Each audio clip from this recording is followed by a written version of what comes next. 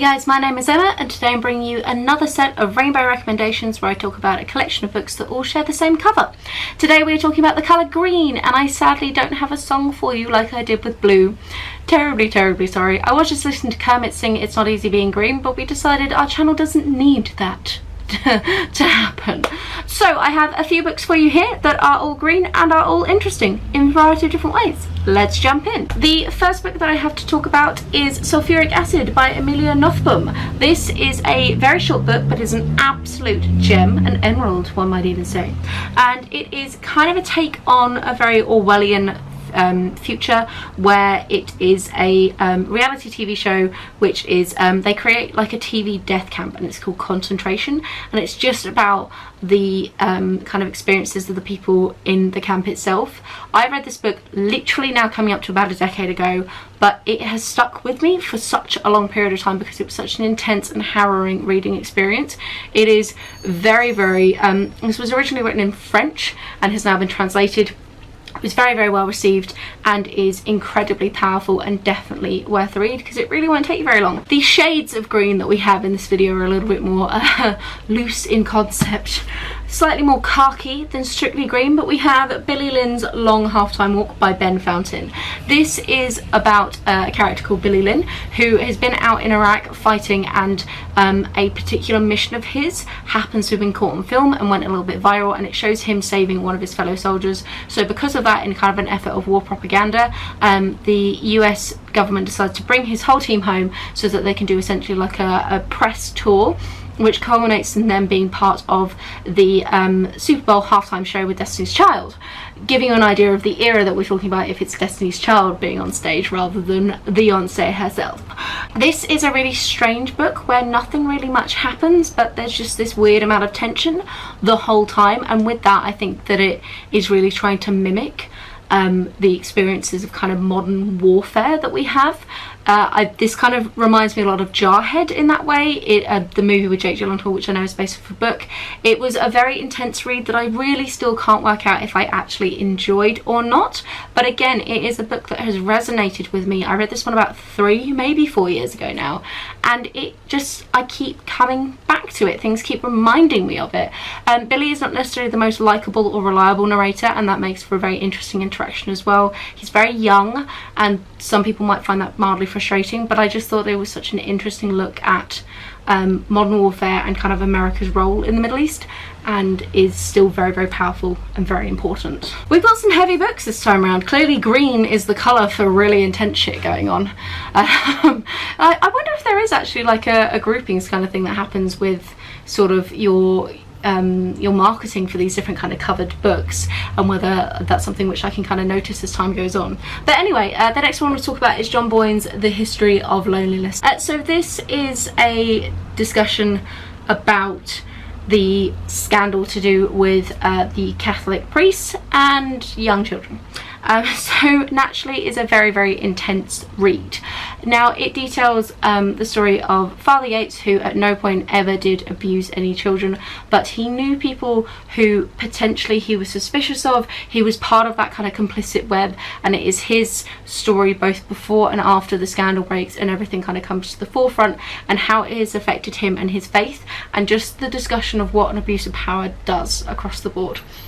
I thought it was a very fascinating book. This one is very powerful when combined with the movie Spotlight to get like the full picture from both sides, and it's just, yeah, a very strong, really resonates. John Boyne is a very technically gifted writer, and I think that this is just an immensely powerful book. Slightly different vibe now, but we have PJ Tracy's Dead Run. This one is kind of acting as a bit of a placeholder for PJ Tracy's entire crime series. I can't for the life of me remember what the crime series is called. I am sorry about that. I think the first one is called Want to Play or something like that, but basically they are a crime detective novel collection, which I just think are really good. Like, I don't hear PG Tracy mentioned very often. I've read 4 or 5. I think this is book 4 maybe in the series, or 3. I really enjoy them. I think that they are really classic quintessential crime, but it's a crime author who does not get talked about at all because they get buried in all your Peter Jameses and your James Pattersons and your Patricia Cornwells and all your other people out there. And actually I think that this one deserves a lot more attention. So if you are into just your classic crime detective thriller, maybe give this one a go. Okay, now we're going to kick it old school, and we're going to talk about The Time Machine by H.G. Wells. That is the one in particular in this book that I've read. This includes The Time Machine and The Invisible Man. The Time Machine is an absolutely iconic piece of sci-fi literature. It is one of the first kind of examples of time travel and using a machine to travel through time in literature in general. It's been made into movies. It's very iconic, and basically it tells the story of the unnamed time traveller who was written in Victorian times, and he travels way forward into like the year 3000 something crazy, and instead society is kind of split into these sort of subservient, slightly humanoid creatures who want for nothing but have no real mental capacities, and these hideous creatures called the Morlocks who live underground, who essentially feast on them. It's a really interesting look at kind of the discussions about how society would have split and how this might have happened, and it's not very long, and it really is like, it's a classic for a reason, and it's a really good fun read. And then the final book I have to talk about, again, gets a little bit heavier. Fair number of heavy books in the green one, and one might argue is kind of yellow as well as green. You gonna give me that? I think it's green. This is The Female of the Species by Mindy McGuinness, and this is very much looking at rape culture specifically.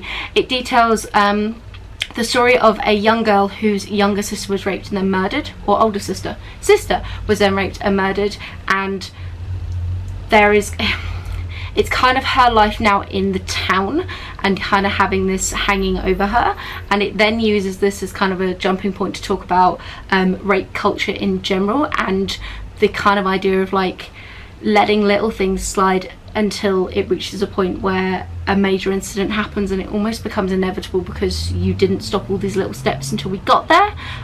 It's just sort of 3 or 4 teenagers interacting. I think it's YA as well.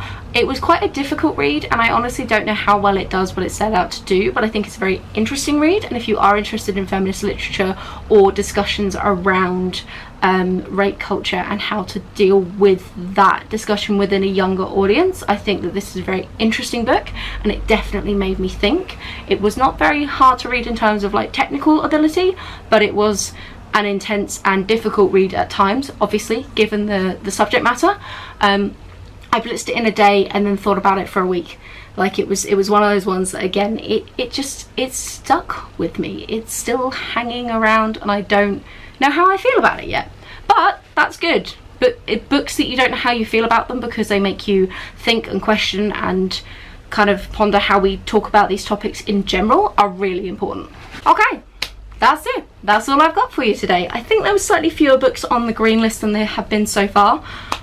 I'm running out of colours that are particularly abundant in my bookshelf. Purple stack is really short, so hopefully I will find some more, be able to rally and get another one of these to you fairly soon. I will link the videos for red and blue in the description box down below, so if you are interested in checking out some of my other random colour-based recommendations, then you're more than welcome to. I have a wonderful reading week, and I'll chat to you soon. Bye guys.